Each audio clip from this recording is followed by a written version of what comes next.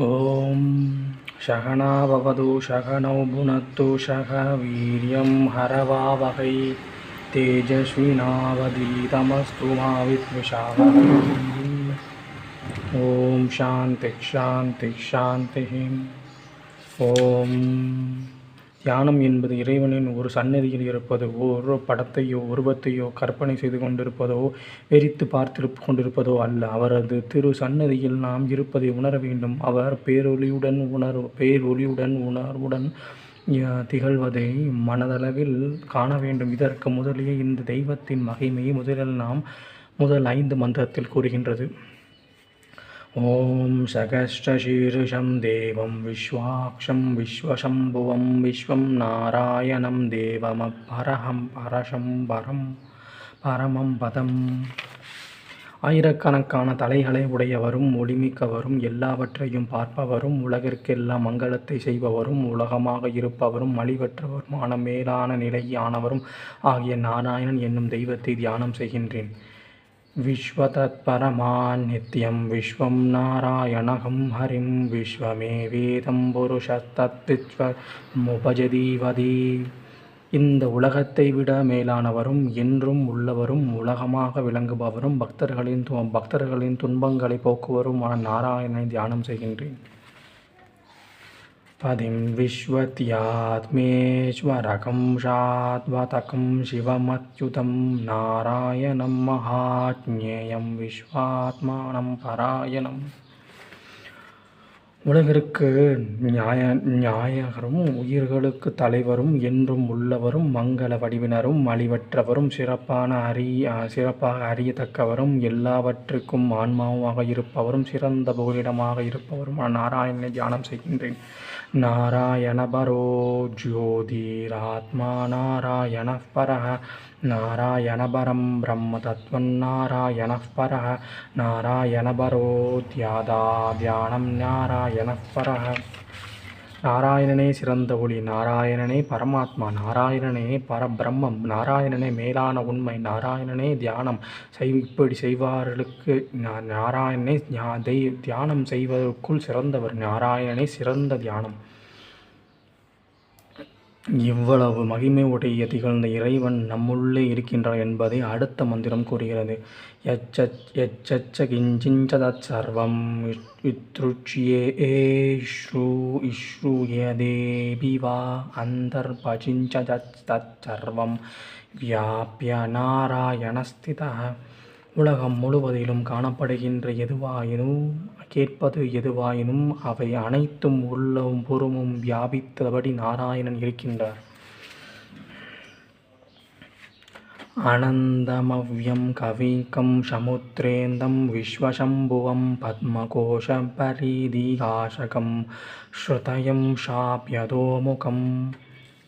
முடிவற்றவரும் அழிவற்றவரும் அனைத்தும் அறிந்தவரும் சம்சார பெருங்கடலில் இறுதியில் இருப்பவரும் உலகிற்கெல்லாம் மங்களத்தை செய்பவரும் ஆகிய நாராயணனை கீழ் நோக்கி தாமரை மொட்டு போல் இருக்கின்ற இதயத்தில் தியானம் செய்கின்றேன். சமுத்ரே அந்தம் என்ற வார்த்தை இங்கே கவனிக்கத்தக்கது. சம்சார பெருங்கடலின் இறுதியில் இருப்பவராக இறைவன் கூறப்படுகின்றார். ஆசைகள், உணர்ச்சிகள், வேகங்கள் போன்ற அலைகள் கொந்தளிக்கின்ற வாழ்க்கையை சம்சார பெருங்கடல் என்று கூறப்படுகிறது. ஆசைகள் உணர்ச்சிகளும் கொந்தளிக்கும் வரை தியானத்தின் மூலம் இறைவனை நெருங்க முடியாது. ஆசைகளை அடக்கி மனம் அமைதியடைந்தால்தான் தியானம் கைகூடும். இதயத்தில் இருப்பிடம் கூறப்படுகிறது. அதோ நிஷ்டித்யா வித்யாத்யே நாப்யாம பரிதிஷ்டதி ஜாவாலாமாலாகுலம் பாதி விஸ்வத்யாயதனம் மகத். குரல் வளைக்கு ஆடம்ஸ் ஆப்பிள் கீழே தொப்புளுக்கு மேலே ஒரு ஷான் தூரத்தில் இதயம் இருக்கிறது. உலகிற்கெல்லாம் சிறந்த அந்த உறைவிடம் சுடர் வடிவால் சூழப்பட்டிருப்பதை போல பிரகாசிக்கிறது. இந்த இதயத்தில் உள்ளே உள்ள ஓர் ஆகாசம். சந்ததகம் சிலாபிஸ்து ஷலத்யாகோஷலன்யம் தஸ்யாந்தே ஷௌரிஷிரிக்கம் ஷௌஷ்மம் தஸ்மீன் சர்வம் பிரதிஷ்டிதம். தாமரை மொட்டு போன்ற இதயம் நாற்புறங்களிலும் நாடிகளால் சூழப்பட்டு தொங்குகிறது. அதன் உள்ளே நுண்ணிய ஆகாசம் உள்ளது. அதனது அனைத்தும் அதில் நிலை பெற்றுள்ளது. தஸ்ய மத்யே மகானக்னிர்விஸ்வாசிர்விஸ்வதோ முகः ஷோக்ரபுத்திவிஷ்சண்டிஷ்டன்னாஹாரமஜரகவிः. எங்கும் ஒளி வீசுவதாகவும் எல்லா திக்கிலும்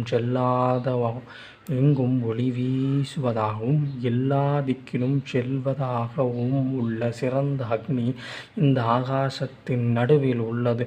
பிராணனாகிய இந்த அக்னி முதலில் உண்பதாகவும் உணவை பிரித்து கொடுப்பதாகவும் நிலைத்து நிற்பதாகவும் தான் பழுதுபடாதவாகவும் அனைத்தையும் காணப்படுவதாகவும் உள்ளது. தீர்யகூர்த்தவமத்சாயிரத்மஸ்தாஷந்ததா சந்தாபயிதீஸ்வம் தேகமாபாததமதலமஸ்தக தஸ்ய மத்யே வஷீனிஷிகா அனிர்யோர்த்வாஸ்யவஸ்திதः. அந்த பிராணனின் கிரணங்கள் குறுகிலும் மேலும் கீழும் பரவி எங்கும் வியாபிக்கின்றது. உள்ளங்கால் முதல் உச்சந்தலை வரை சொந்த உடலை சூடுள்ளதாக செய்கின்றது. இந்த நடுவில் மெல்லியதாக அக்னி சுடர் மேல் நோக்கி அமைகின்றது. இந்த பிராணனின் கிரணங்கள் குருதிலும் மேலும் கீழும் பரவி எங்கும் வியாபிக்கின்றன. உள்ளங்கால் முதல் உச்சந்தலை வரை சொந்த உடலை இது சூடுள்ளதாக இருக்கின்றது. இதன் நடுவில் மெல்லியதாக அக்னி சுடர் மேல் நோக்கி அமைந்திருக்கிறது. நீலதேய மத்யஸ்தாத் வித்புல்லேகேவ பாஸ்வரா நீவாரசோகபந்தன்வி பீதாபாஸ்வதத்யனூபமா. கருமேகத்தின் நடுவிலிருந்து ஒளி வீசுகின்ற மின்னல் கொடி போலவும் நெல்லின் முளை போல மெல்லியதாகவும் பொன்னிறமாகவும் அணுவை போல நுண்ணியதாகவும் இந்த ஆத்மா பிரகாசித்து கொண்டிருக்கிறது. தஸ்யா ஆச்சிகாயா மத்யே பரமாத்மா யுவ்யவஸ்திதः ஷப்ரத்யித்மஷிவக்ஷ ஹரிக்ஷேத்ர சோக்ஷுரத் பரமக் ஈஸ்வராத். அந்த சுடரின் நடுவில் இறைவன் வீற்றிருக்கின்றார். அவரே பிரம்மா, அவரே சிவன், அவரே விஷ்ணு, அவரே இந்திரன், அவரே அழிவற்றவர், சுய ஒளியுடன் பிரகாசிப்பவர், தனக்கும் மேலே யாரும் இல்லாதவர்.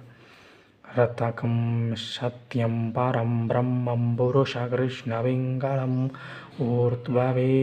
ஊர்த்வவேரேகம் விரூபாஷகம் விஸ்வரூபாய வை நமோ நமः.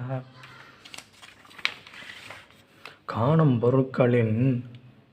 பொருட்களில் அழகாகவும் காட்சிக்கு ஆதாரமாகவும் உள்ள பரம்பொருளை உடல் தோறும் உறைபவனை கருமேனி திருமால் செம்மேனி சிவனையும் ஒன்றாக இணைத்து வடிவை முற்றிலும் தூயவனை முக்கண்ணனை எல்லாம் தன் வடிவாய் கொண்டவனை பலமுறை வணங்குகின்றேன்.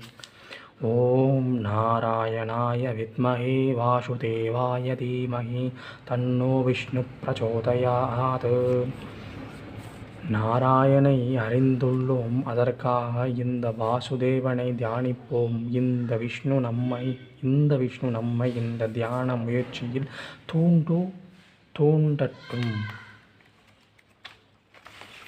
ஓம் சகனா பவது சகனௌ புனத்து சக வீர்யம் கரவாவகை தேஜஸ்வினாவதீதமஸ்து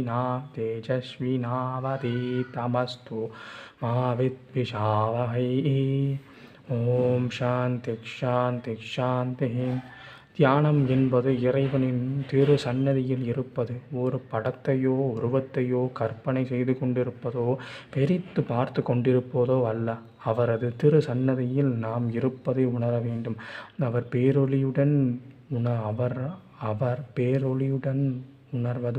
உணர்வுடனும் திகழ்வதை மனதளவில் காண வேண்டும். இதற்காக முதலில் இந்த தெய்வத்தின் மகிமையை நாம் அறிய வேண்டும். இந்த மந்திரங்களை அறிந்து வாழ்வில் முன்னேறுவோமாக. ஓம் நமோ நாராயணா.